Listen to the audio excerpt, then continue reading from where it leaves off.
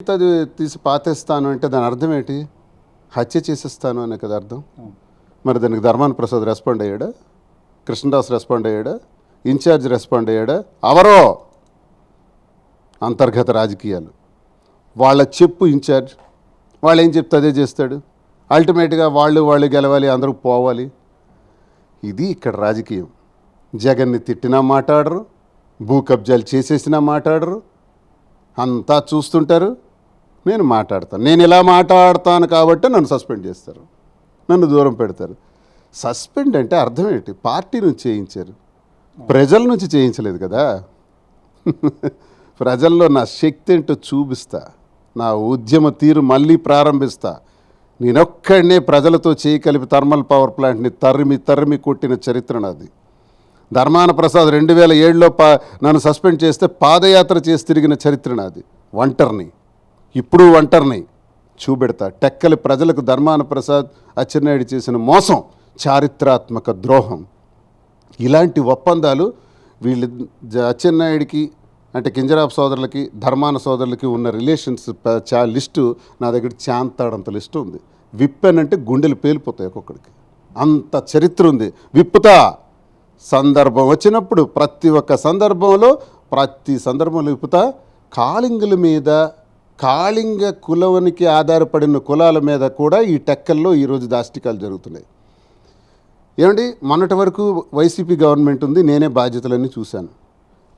ఇక్కడ ఎస్సీలు పనిచేశారు అధికారులుగా, ఎస్ఐలు కానీ, ఎంఆర్ఓలు కానీ, ఎంపీడీఓలు కానీ, ఆర్డీఓలు కానీ అందరూ ఎస్సీలు చేశారు, ఎస్టీలు చేశారు, బీసీలు చేశారు, అన్ని కులాల వాళ్ళని, ఈవెన్ ముస్లింలు కూడా ఇక్కడ చేశారు. నేను కాళింగోడిని అని చెప్పి కాళింగులనే తెచ్చిపెట్టేలా అందరికీ సమానంగా చూసాం. ఈరోజు చూడండి, అటెండర్ దగ్గర నుంచి ఆర్డీఓ వరకు ఆ కులానికి చెందిన వాళ్ళే ఉన్నారు. ఉండకూడదని నేను అంటలేదు, అందరూ వాళ్ళే ఉన్నారు.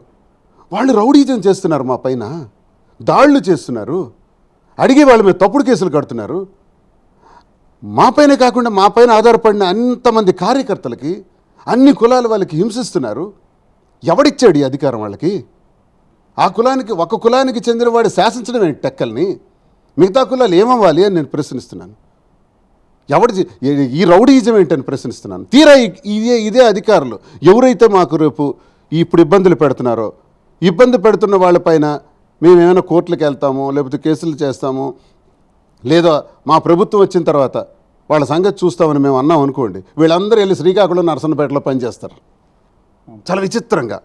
ఇప్పుడు టెక్కల్లో ఎవరైతే మా మీద జులుం ప్రదర్శిస్తున్నారో ఈ ఆఫీసర్స్ అందరూ శ్రీకాకుళం, నరసన్నపేట రిసార్ట్. ఎందుకంటే వైసీపీ వచ్చిందంటే శ్రీకాకుళం, నరసన్నపేట, టీడీపీ వచ్చిందంటే టెక్కలి. శభాష్, ఇది రాజకీయాలు. ఈ రాజకీయాలను ప్రశ్నిస్తే తప్పు.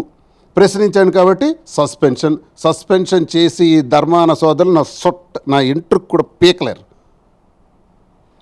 సార్, సస్పెన్స్ అయిన తర్వాత ఏదైతే కొన్ని జాతీయ పార్టీలు కూడా మీకు ఆహ్వానం పలికేవి, మీరు కూడా మాట్లాడారు అంటున్నారు. ఏమైనా జాతీయ పార్టీ వైపు వెళ్ళే పరిస్థితి ఏమైనా కనిపిస్తుందా? అబద్ధం చెప్పడం నాకు రాదు. పిలుస్తున్నారు పెద్ద పెద్ద పార్టీల నుంచి, నేషనల్ పార్టీ నుంచి కూడా ఇన్విటేషన్స్, అలాగే మరికొన్ని పార్టీల నుంచి కూడా ఇన్విటేషన్స్, ఇవన్నీ వస్తున్నాయండి. నేనైతే స్వతంత్రుడిగా, వ్యక్తిగతంగా ఒక ఇండిపెండెంట్గా ఉన్నాను. ఇలాగే ముందుకెళ్తాను. స్వేచ్ఛ నాకు విపరీతమైన స్వేచ్ఛ. ఈరోజు నేను ఏ పార్టీ గొడుగులో లేకపోవడం మీకు ఇన్ని మాట్లాడగలిగాను, ప్రజల తరఫున గొంతెత్తి మాట్లాడగలిగాను. నాలాంటి నిజాయితీపరుడు, నాలాంటి నిస్వార్థపరుడు, నాలాంటి వాయిస్ ఉండేవాడు ఎవడి గొడుగులో ఉండకూడదు. ఇలాగే ఉంటే ప్రజా ఆందోళనలు, ప్రజా గొంతు అవి మాట్లాడటానికి నాకు గోల్డెన్ ఛాన్స్. నేను ఇలాగే మాట్లాడతాను, ఇంకా గట్టిగా మాట్లాడతాను, వివరాల మీద ఇంకా వివరాల్లోకి వెళ్తాను, వ్యవస్థల్లో జరుగుతున్న అన్యాయం మీద మాట్లాడతాను, ప్రజల పక్షాన్ని గట్టిగా ఉండి పోరాడతాను. ఈ టెక్కల్లో పోరాడే దానిలో ఇప్పుడు ఇండిపెండెంట్గా ఉన్నాను, ఇండిపెండెంట్గానే ముందుకెళ్తాను. ఇక భవిష్యత్తు కాలం చాలా ఉంది, ఎన్నికలు ఇంకా మరొక 3.5 సంవత్సరాలు ఇలా ఉన్నాయి. ఆ దగ్గర పడుతున్నప్పుడు ప్రజలందరూ, నా అనుచరులందరూ ఏ నిర్ణయం చేస్తారో చూస్తాను. వాళ్ళ నిర్ణయం మేరకు నా భవిష్యత్తు నిర్ణయం ఉంటుంది.